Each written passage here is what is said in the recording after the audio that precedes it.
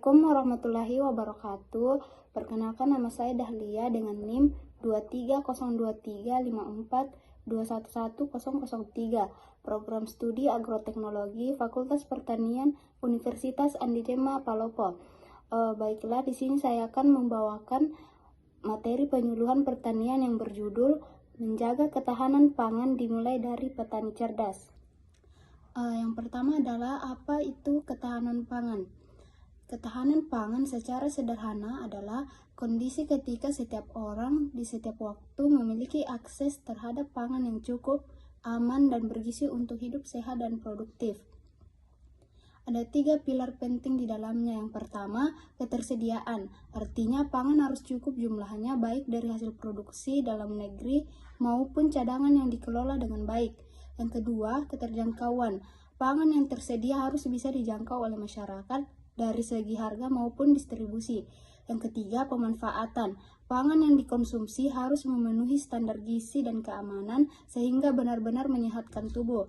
Ketiga pilar ini saling terkait dan semuanya bermula dari satu titik awal yang sama, proses produksi di lahan pertanian. Yang kedua adalah tantangan yang dihadapi petani saat ini. Namun, menjaga ketahanan pangan bukan perkara mudah. Ada banyak tantangan yang dihadapi petani kita hari ini. Yang pertama, perubahan iklim. Musim tanam menjadi sulit diprediksi, kadang kemarau berkepanjangan, kadang hujan datang di waktu yang tidak biasa, sehingga pola tanam tradisional sering meleset. Yang kedua, alih fungsi lahan. Banyak lahan pertanian subur berubah menjadi pemukiman atau industri, sehingga luas lahan produktif kita terus menyusut dari tahun ke tahun. Yang ketiga, keterbatasan akses terhadap teknologi dan informasi. Tidak semua petani, terutama di daerah terpencil, memiliki akses terhadap pupuk berkualitas, bibit unggul, atau informasi cuaca dan pasar yang akurat. Yang keempat, regenerasi petani. Banyak generasi muda enggan terjun ke dunia pertanian karena dianggap kurang menjanjikan secara ekonomi. Padahal pertanian adalah sektor yang akan selalu dibutuhkan kapanpun dan dimanapun. Tantangan-tantangan ini nyata, tetapi bukan berarti tidak ada solusi. Yang ketiga adalah konsep petani cerdas. Disinilah pentingnya konsep petani cerdas. Petani cerdas bukan berarti harus menguasai teknologi canggih atau memiliki modal besar. Petani cerdas adalah petani yang mampu beradaptasi, berinovasi, dan mengambil keputusan berdasarkan data dan pengetahuan yang tepat. Ada beberapa ciri petani cerdas yang bisa kita terapkan mulai hari ini. Yang pertama, cerdas dalam mengelola lahan. Ini termasuk memahami karakteristik tanah, menerapkan rotasi tanam, dan menjaga kesuburan lahan melalui pupuk organik, bukan hanya mengandalkan pupuk kimia secara berlebihan. Yang kedua, cerdas dalam memilih bibit dan teknik budidaya, menggunakan bibit unggul yang tahan hama dan sesuai kondisi lahan setempat akan sangat membantu meningkatkan hasil panen. Yang ketiga, cerdas memanfaatkan teknologi sederhana, tidak harus rumit, misalnya memanfaatkan aplikasi cuaca untuk menentukan waktu tanam dan bergabung dalam kelompok tani untuk berbagi informasi harga pasar. Yang keempat, cerdas dalam penanganan pasca panen. Ini seringkali terlupakan, padahal kehilangan hasil panen akibat penanganan yang kurang tepat, seperti penyimpanan yang salah atau proses pengeringan yang tidak sempurna, bisa mencapai puluhan %. Menjaga kualitas hasil panen sama pentingnya dengan proses menanamnya. Yang kelima, cerdas dalam berkolaborasi. Petani yang tergabung dalam kelompok tani atau koperasi akan lebih kuat dalam mengakses modal, pasar, dan pelatihan dibandingkan bekerja sendiri-sendiri. Kelima hal ini, jika diterapkan secara konsisten, akan membentuk fondasi pertanian yang tangguh. Yang keempat adalah peran teknologi dan inovasi. Sahabat tani, kita juga tidak bisa menutup mata terhadap perkembangan teknologi pertanian modern atau yang sering disebut smart farming. Beberapa contoh sederhana yang mulai diterapkan di berbagai daerah antara lain penggunaan sistem irigasi tetes untuk menghemat air, sensor kelembaban tanah untuk menentukan waktu penyiraman yang tepat, hingga aplikasi digital yang membantu petani memantau harga komoditas secara real time. Teknologi ini tidak dimaksudkan untuk menggantikan peran petani, justru sebaliknya. Teknologi hadir untuk membantu petani bekerja lebih efisien dan mengambil keputusan yang lebih tepat. Tentu, tidak semua teknologi bisa langsung diterapkan oleh semua petani. Namun, langkah kecil seperti mulai mencatat hasil panen, memantau curah hujan, atau bergabung dengan penyuluh pertanian setempat adalah awal yang baik menuju pertanian yang lebih cerdas. Kemudian yang kelima, belajar dari contoh nyata. Untuk memperjelas, mari kita lihat sebuah gambaran sederhana. Bayangkan ada seorang petani padi yang dulu hanya mengandalkan cara turun-temurun. Ia menanam tanpa mencatat curah hujan, menggunakan pupuk kimia dalam jumlah besar tanpa memperhatikan kondisi tanah, dan menjual hasil panennya begitu saja kepada tengkulak tanpa mengetahui harga pasar yang sebenarnya. Ketika ia mulai mengubah kebiasaannya, hasilnya terlihat berbeda. Ia mulai bergabung dengan kelompok tani setempat untuk berbagi informasi.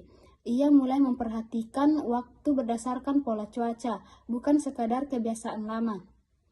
Ia juga mulai mengkombinasikan pupuk organik dan pupuk kimia sesuai kebutuhan tanah, bukan sekadar kebiasaan. Hasilnya, biaya produksi lebih terkendali, hasil panen lebih stabil, dan ia memiliki posisi tawar yang lebih baik saat menjual hasil panennya. Ini hanya satu contoh sederhana, tetapi yang menggambarkan bagaimana perubahan kecil dalam cara berpikir dan bertindak bisa membawa dampak besar bagi kesejahteraan petani dan pada akhirnya bagi ketahanan pangan secara keseluruhan.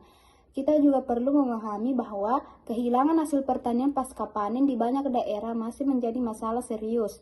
Proses pengeringan yang kurang tepat, penyimpanan yang lambat, atau pengangkutan yang tidak higienis bisa menyebabkan hasil panen rusak sebelum sampai ke tangan konsumen. Padahal dengan penanganan yang lebih baik, misalnya menjaga kadar air gabah tetap sesuai standar sebelum disimpan, kerugian semacam ini sebenarnya bisa banyak dikurangi. Disinilah pentingnya edukasi berkelanjutan bagi petani, bukan hanya soal cara menanam, tetapi juga cara menangani, menyimpan, dan memasarkan hasil pertanian dengan baik. Yang keenam adalah langkah praktis yang bisa dimulai hari ini. Yang pertama, mulai mencatat kegiatan bertani secara sederhana seperti kapan waktu tanam, jenis pupuk yang digunakan, dan hasil panen yang diperoleh. Catatan ini akan sangat berguna untuk evaluasi musim berikutnya. Yang kedua, aktif mengikuti kegiatan penyuluhan dan bergabung dalam kelompok tani, karena banyak ilmu dan informasi berharga yang bisa diperoleh dari sana.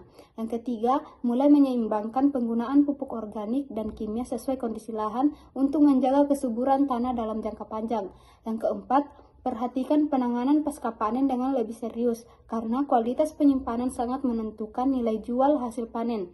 Yang kelima, jangan ragu untuk mencoba hal baru dalam skala kecil terlebih dahulu, sebelum menerapkan secara luas sehingga risiko kegagalan bisa lebih terkendali. Langkah-langkah ini sederhana, namun jika dilakukan secara konsisten, akan membawa perubahan nyata bagi hasil pertanian kita. Yang ketujuh, peran bersama dalam ketahanan pangan. Menjaga ketahanan pangan bukan tanggung jawab petani semata. Pemerintah berperan dalam menyediakan infrastruktur, subsidi, dan kebijakan yang mendukung. Penyuluh pertanian berperan mendampingi dan membagikan ilmu terbaru. Masyarakat pun punya peran, yaitu dengan menghargai hasil pertanian lokal dan tidak menyia-nyiakan pangan. Namun, semua peran ini akan optimal jika dimulai dari titik yang paling dasar. Petani yang cerdas, yang mau belajar, beradaptasi, dan terus berinovasi di lahan yang mereka kelola sendiri. Yang terakhir adalah kesimpulan. Ketahanan pangan bangsa ini bukanlah isu yang jauh dari kita. Ia dimulai dari hal-hal kecil di lahan pertanian. Cara kita mengelola tanah, memilih bibit, memanen, dan menyimpan hasil panen dengan tepat. Menjadi petani cerdas bukan berarti harus serba modern. Cukup dengan mau belajar, terbuka terhadap informasi baru, dan berani mencoba cara-cara yang lebih baik dari sebelumnya. Mari kita jadikan setiap lahan yang kita kelola sebagai bagian dari solusi ketahanan pangan bangsa, karena ketahanan pangan yang kuat dimulai dari petani yang cerdas. Terima kasih telah menyimak. Sekian dari saya. Assalamualaikum warahmatullahi wabarakatuh.